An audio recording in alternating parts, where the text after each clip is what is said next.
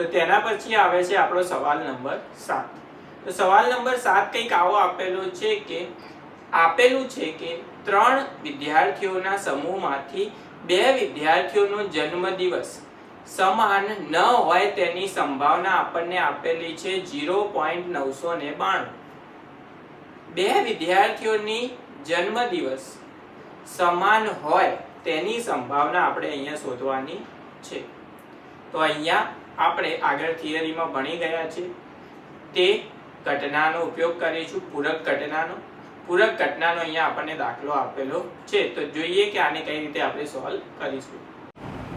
તો અહીંયા આપણને આપેલું છે કે 2 વિદ્યાર્થીઓના જન્મદિવસ સમાન ન હોય તેની સંભાવના આપણને આપેલી છે 0.992 અને તેનો ઉપયોગ કરીને આપણે બંનેનો જન્મદિવસ સમાન હોય તેની સંભાવના શોધવાની કીધેલી છે. સૌથી પહેલાં તો અહીંયા જે ઘટના આપેલી છે તેને આપણે ધારી લઈએ કે ઘટના એ બરાબર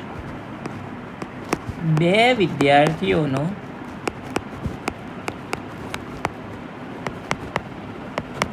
જન્મદિવસ સમાન હોય, એટલે કે 2 વિદ્યાર્થીઓનો જન્મદિવસ સમાન હોય તેને આપણે ઘટના કઈ લઈ લીધી એ. તો અહીંયા ઘટના એ ડેશ બરાબર શું થાય કે બંનેનો જન્મદિવસ કેવો સમાન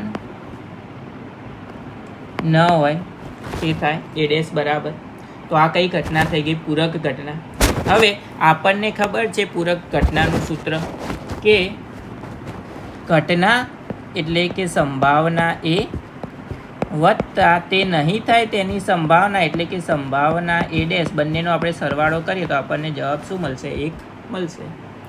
અહીંયા જન્મદિવસ સમાન ન હોય તેની સંભાવના આપેલી છે એટલે કે એ ડેશની આપણને સંભાવના આપેલી છે 0.992. તો સંભાવના એ ડેશની જગ્યાએ આપણે લખી શકીએ 0.992.